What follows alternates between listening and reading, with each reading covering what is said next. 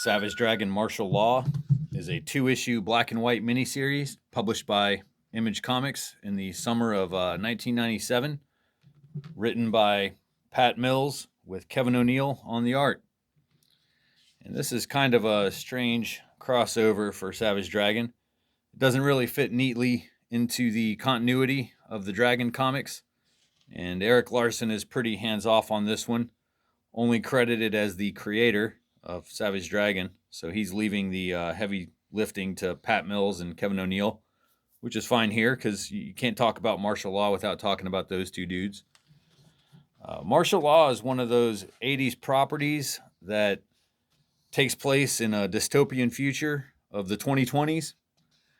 The titular character, Martial Law, is a superhero hunter, and he hunts down and kills superheroes. It's kind of a proto version of the boys, maybe.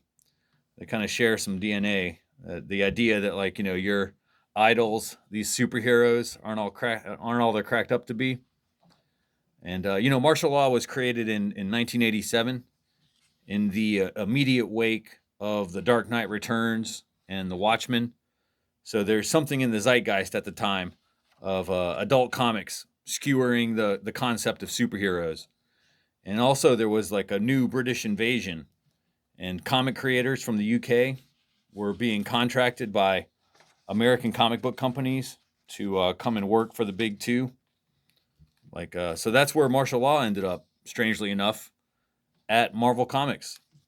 Not exactly Marvel Comics, but their imprint, Epic Comics, which is where Martial Law debuted. Before doing this video, I would have bet you $1 million that Martial Law premiered in 2000 AD as like a Judge Dredd spinoff or something like that, like Strontium Dog. But no, it's Epic Comics. So my confusion is kind of understandable, though, because Pat Mills is like one of the most influential Judge Dredd writers of all time. And, they both worked at 2000 AD. So, and this kind of feels like a 2000 AD book. So whatever. Anyway, so this story takes place in San Futuro, a futuristic dystopian metropolis built on the then ruins of San Francisco, which was destroyed by a massive earthquake. And Savage Dragon just kind of wakes up in this world, and he meets Martial Law, who is a cop for the San Futuro police. And he also has a secret identity as a nurse at a hospital. It's kind of all over the place. But Dragon and Law have teamed up to find a serial killer who is choosing his victims based on the 10 Commandments. And they call him the Commandments Killer. So it's kind of similar to the film Seven, and the 7 Deadly Sins being the motivation there.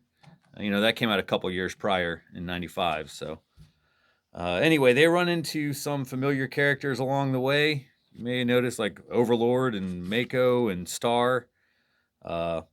Also Nurse Ann Stevens, a.k.a. Mighty Man. She's a suspect in this whole thing.